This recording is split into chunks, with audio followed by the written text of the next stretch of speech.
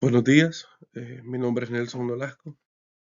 Hoy voy a hablar sobre el desarrollo sostenible, derechos humanos y la democracia. Exploremos intrínsecamente la relación entre el desarrollo sostenible, los derechos humanos y la democracia, todo desde una perspectiva de las relaciones internacionales. Es crucial entender cómo estos tres pilares se entrelazan y se condicionan mutuamente en este gran escenario global actual. El objetivo de esta final de esta presentación es que tengamos una visión más clara de los desafíos, de las oportunidades que se presentan en esta intersección. Y empezaremos analizando el contexto global que nos ha llevado a esta pequeña discusión. Sobre la degradación ambiental, la vulneración de derechos y el retroceso democrático, que son síntomas de un mismo sistema fallido. Para entender la urgencia del desarrollo sostenible, primero debemos reconocer la profunda crisis en la que estamos y que atraviesa nuestro mundo. No estamos hablando de problemas aislados, sino de síntomas de una raíz común, un sistema global que en muchos aspectos ha fallado en proteger tanto a las personas como al planeta. Vemos una alarmante pérdida de bosques, que es de 1.5 millones de kilómetros cuadrados en tan solo 2 décadas, y lo que equivale a la superficie de Perú. Además, hay 3.5 mil millones de personas, casi la mitad de la población mundial, que viven en zonas extremadamente vulnerables al cambio climático, enfrentando sequías, inundaciones, fenómenos extremos y lo que es más preocupante, el 72% de los países han experimentado retrocesos dramáticos sobre los procesos democráticos, lo que a menudo se puede traducir en un aumento de conflictos socioambientales, especialmente en regiones como América Latina, muy conflictiva, donde ha crecido entre un 40 y un 60% desde 2010. Estos datos nos muestran que la degradación ambiental, la vulneración de derechos y el retroceso democrático no son problemas separados, sino que manifestaciones de una misma crisis sistemática. A este panorama, creo, la pregunta podría ser, ¿cómo llegamos a conceptualizar una solución integral? Y aquí es donde entra el concepto de desarrollo sostenible. ¿Pero qué es el desarrollo sostenible? Que nació como respuesta a los límites de crecimiento, pero avances a mucho más allá de lo ambiental. El concepto de desarrollo sostenible no surgió de la nada, bien. Fue una respuesta directa a la creciente conciencia sobre los límites de crecimientos económicos y sus impactos. La historia en una evolución de comprensión global sobre nuestra relación en el planeta y entre nosotros, creo. Y todo comienza en 1972, como vemos, con la Conferencia de Estocolmo, el primer foro global, podemos decirlo, que impuso el medio ambiente humano en la agenda internacional. Pero fue seguidamente en 1987 con con el informe de Brundtland, eh, donde se acuñó la definición que hoy conocemos, satisfacer las necesidades presentes sin comprometer el futuro de generaciones para satisfacer sus propias necesidades. Este informe fue podemos decirlo, fue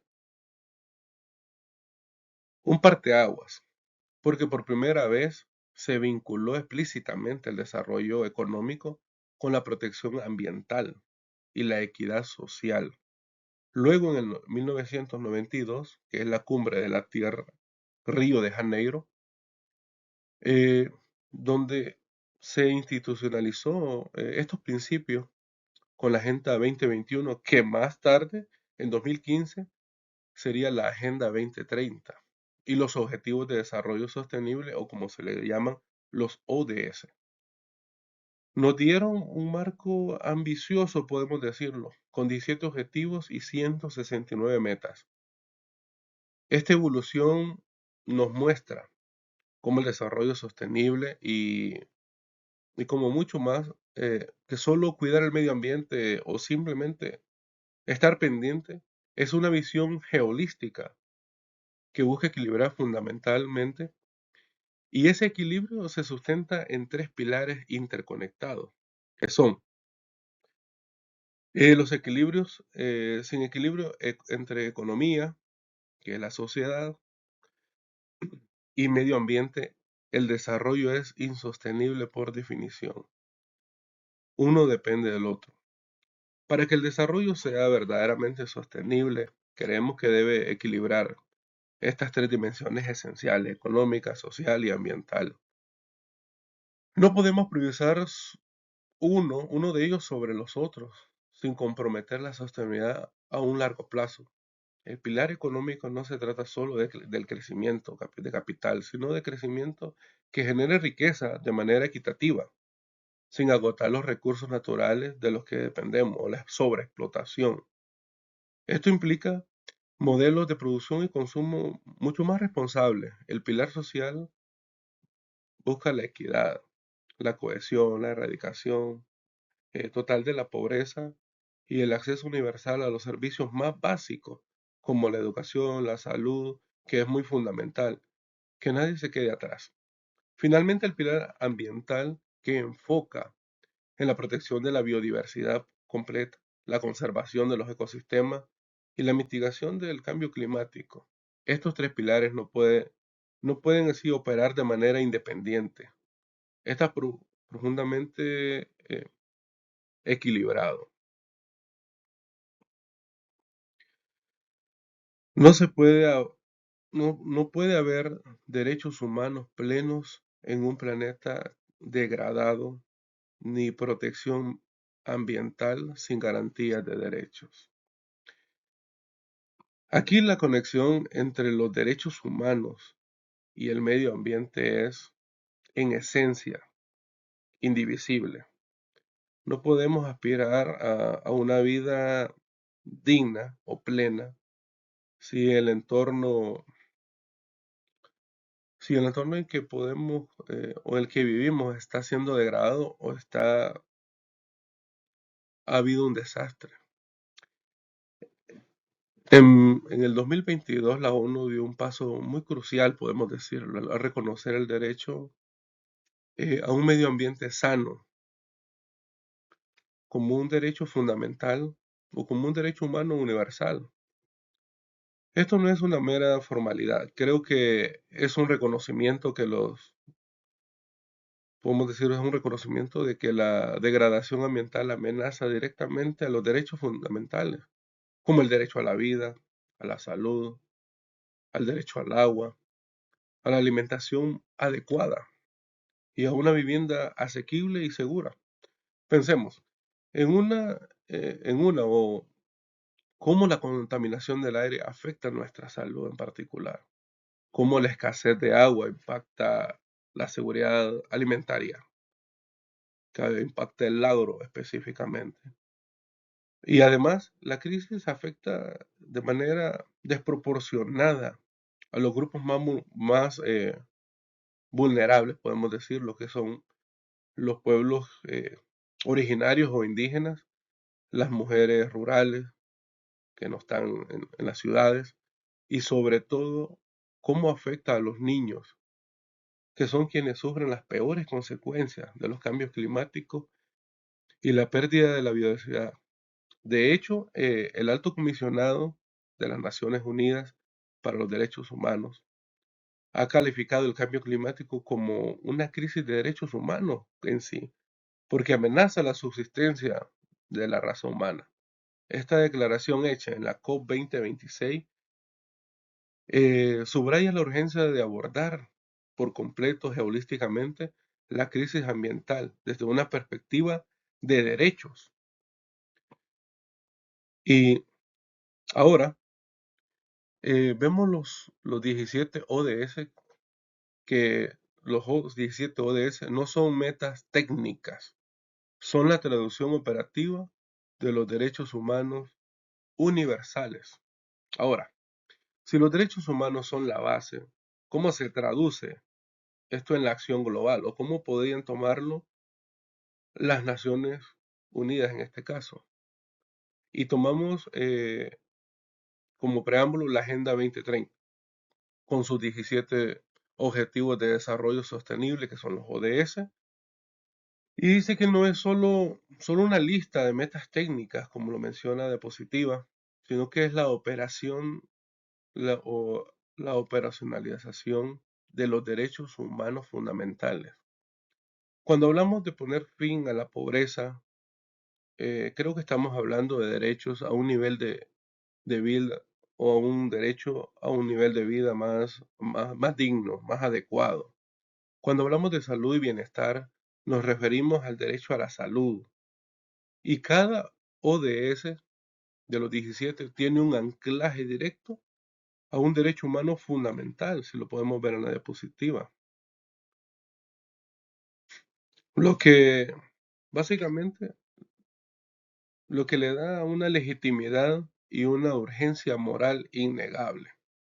La Agenda 2030 es en esencia un marco de derechos humanos aplicado a desarrollo global, y esta visión se extiende a otros acuerdos clave, como podemos ver o como veremos el Acuerdo de París, que en esencia el Acuerdo de París, que es en el 2015, eh, es un marco, citaré textualmente, marcó un punto de inflexión a integrar los derechos humanos en la política climática global. Precisamente, pienso, el Acuerdo de París es un ejemplo claro de cómo el clima se vuelve un asunto de derechos, ya holístico. Este tratado internacional histórico, porque jurídicamente es vinculante para combatir la crisis climática, marca un antes y un después al integrar explícitamente los derechos humanos en la política climática global. Por primera vez estamos hablando que hay un acuerdo de esta magnitud global que obliga a los estados a respetar y promover las obligaciones en materia de derechos humanos al adoptar medidas climáticas que lo sugieren. Esto significa que las acciones para mitigar el cambio climático no pueden vulnerar los derechos de pueblos indígenas, migrantes y personas con discapacidad.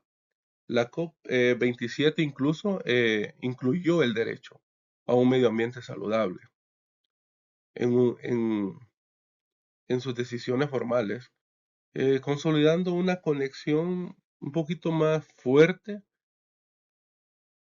pero inclusiva. Pero para que estos acuerdos sean efectivos necesitamos un marco político fuerte, concreto, básicamente robusto, y ahí es donde entra la democracia ambiental, que es nuestro tema siguiente, nuestro subtema. Y Sarlisi dice en el 2019, no se puede pensar en un ciudadano pleno en un ambiente degradado. Como ya vimos, el Acuerdo de París es un tratado internacional histórico y jurídicamente vinculante para combatir la crisis climática. Ahora, la democracia ambiental recuerda que la democracia no es solo un sistema de gobierno, no es solo el sistema de gobierno para una convivencia social o para mantener un orden específico, donde la soberanía recae en el pueblo. Es también el mecanismo más efectivo para gestionar los conflictos socioambientales. Los problemas ambientales tienen raíces políticas y por lo tanto requieren las mismas soluciones políticas. Podemos decir que una ciudadanía ambientalmente más activa o proactiva, con acceso a la información, participación inclusiva y control comunitario de las políticas, es muy fundamental. Los datos muestran que los países con mayores índices democráticos suelen tener casi los mejores resultados en protecciones medioambientales y de derechos.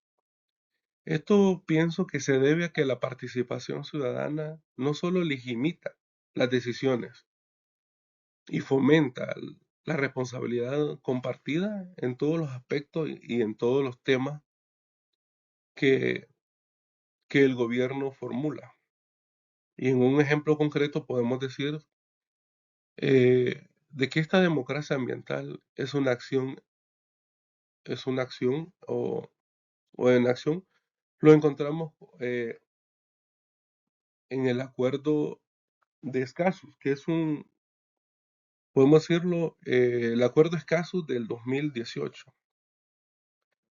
Citaré textualmente. El acuerdo de Escazú 2018 es el tratado más avanzado del mundo en democracia ambiental y protección de defensores ambientales.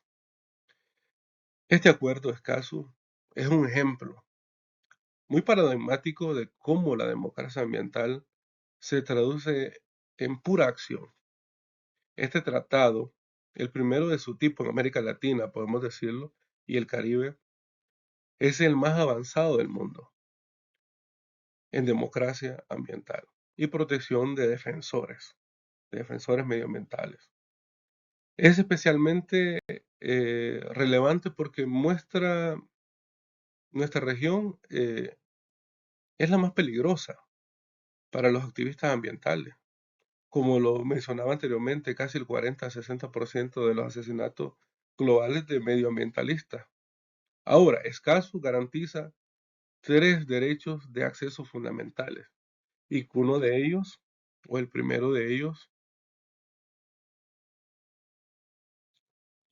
es a la información ambiental, a la participación pública en las decisiones ambientales y a la justicia para impugnar decisiones que pueden ser dañinas para nuestros ecosistemas y derechos. Pienso que es un modelo que demuestra cómo la gobernanza democrática es crucial para la sostenibilidad. Y esta idea de gobernanza, no solo democrática, es clave para entender los ODS 16 y 17 que voy a mencionar. Textualmente, sin instituciones sólidas y cooperación internacional genuina, los ODS, que son los Objetivos de Desarrollo Sostenible de la Agenda 2030, son aspiraciones vacías. Y así, cómo el acuerdo de Escazú nos muestra la importancia de la gobernanza democrática. Y es que sin instituciones sólidas y una cooperación internacional genuina, como lo menciona la diapositiva, los ODS solo son aspiraciones vacías, solo es papel. Los ODS 16 y 17 son la columna vertebral de esta Agenda 2030. En este sentido, el ODS 16 busca la promoción de sociedades pacíficas y más inclusivas, con acceso a la justicia, a la construcción de instituciones más eficaces y responsables. Y el ODS 17, por su parte, se enfoca en las alianzas globales para el desarrollo sostenible. Ahora, basadas en principios democráticos y el multilateralismo, el Foro Político de Alto Nivel de la ONU es el mecanismo central de seguimiento. Pero enfrentamos desafíos que son muy persistentes, como las asimetrías de poder, los cambios de poder y las tensiones entre regímenes comerciales y los derechos humanos, que son fundamentales. Estos desafíos, creo, nos llevan a una reflexión sobre las tensiones y contradicciones que pasan en el sistema internacional.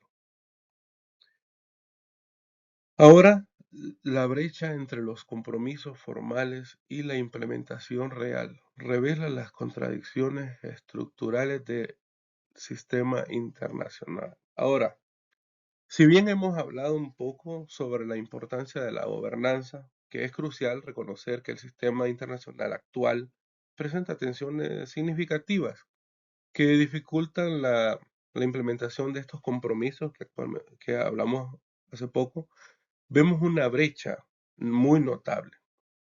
entre lo que se acuerda formalmente y la realidad que es estructural. Por ejemplo, la tensión norte-sur es muy evidente. Los países de desarrollo que históricamente han contribuido menor al cambio climático, que lo han contaminado más, son los más afectados por consecuencia. Podemos decir que lo que genera una profunda injusticia y además la soberanía nacional a menudo se invoca o se impone como, como un tipo de escudo para evitar obligaciones ambientales que son vinculantes, porque hay una vinculación entre el poder y el poder económico o el poder comercial, que muchas veces controla los gobiernos. Lo que esto limita la acción más colectiva y no podemos ignorar cómo los regímenes comerciales e inversión muchas veces priorizan este crecimiento económico que por encima de los derechos humanos y la protección ambiental, creando un tipo de balance, un conflicto de intereses. Y finalmente el foro político de alto nivel, aunque es un paso muy importante, aún carece de mecanismos reales, como por ejemplo fiscalización, eh, dejando la rendición de cuentas a la voluntad de cada Estado. Yo creo que estas contradicciones nos llevan como a preguntarnos cómo podemos avanzar en estos puntos. Y para eso miraremos América Latina, un verdadero laboratorio de la democracia ambiental. América Latina es simultáneamente la región con mayor biodiversidad y la más afectada por los conflictos socioambientales. Continuando con la idea de las tensiones, América Latina nos ofrece un caso de estudio fascinante y muy rico y a la vez preocupante. ¿Por qué razón? Es una región que de contrastes extremos, podemos decirlo. Por un lado, alberga la biodiversidad inmensa de un 40% o 45% de la riqueza biológica mundial, según estimaciones, y ecosistemas vitales como la Amazonía, que es una inmensidad en Sudamérica, y el Cerrado. Pero por otro lado, es la región más peligrosa para los defensores ambientales. Como lo mencionamos, con más del 60% de los asesinatos de activistas a nivel global, según Global Witness. Podemos decir que esto nos muestra que la riqueza natural no siempre garantiza la protección de quienes la defienden. Más sin embargo, la región también ha sido pionera en la búsqueda de soluciones, como el Acuerdo de Escazú que vimos anteriormente, que ha sentado precedentes globales en derechos ambientales y la jurisprudencia de la Corte Interamericana de Derechos Humanos. Lamentablemente, diremos, se me pasó. Lamentablemente, para cerrar, eh, veremos la sostenibilidad, derechos y democracia son inseparables. O se logran juntos o no se logra ninguno. Para cerrar, para cerrar quiero enfatizar que la sostenibilidad, los derechos humanos y la democracia eh, son elementos inseparables. No podemos aspirar a uno sin los otros. O lo logramos juntos o no lograremos ninguno. Pasaremos tiempo y mucho tiempo simplemente escribiendo mucha historia, pero no llegaremos al final a la aplicación concreta, a la aplicación de la protección de los derechos, del medio ambiente, de procurar una democracia más robusta. La primera conclusión es la indivisibilidad, la degradación ambiental, que es una amenaza directa a nuestros derechos humanos más básicos. Hay desarrollo, no veo que haya un desarrollo sostenible sin una justicia social ni democracia. La segunda, puedo decir que la democracia no es solo un sistema político, sino un instrumento esencial. Una gobernanza democrática con participación ciudadana, acceso a la información y justicia es la única vía para políticas ambientales legítimas y eficaces, muy efectivas. Y una tercera conclusión es que el multilateralismo debe ser transformador. Instrumentos como la Agenda 2030, el Acuerdo de París que vimos, el Acuerdo de Scout para América Latina, nos marcan el camino correcto, diría, pero su implementación requiere no solo una voluntad política inquebrantable y reformas estructurales profundas. Y con esto, pues, llego al final de esta exposición, esta pequeña exposición, agradeciendo siempre. Y tras la bibliografía que dejo, dejo podemos decirlo, aquí les dejo la bibliografía que sustenta esta pequeña exposición que he hecho, pero ha sido muy esclarecedora. Y estos documentos que son fundamentales para comprender la complejidad de la relación entre el desarrollo sostenible, los derechos humanos y por consiguiente la democracia en el ámbito en sí de las relaciones internacionales. Invito a consultarlo y profundizar, si se pudiera, en cada uno de estos temas que he podido abordar. Y para finalizar, pues me gustaría dejarlo con una frase, o quizás no una frase, sino como un resumen que envuelve el espíritu de esta presentación. Y es, el futuro sostenible no se hereda, se construye con democracia y derechos. Muchas gracias, esta ha sido mi participación.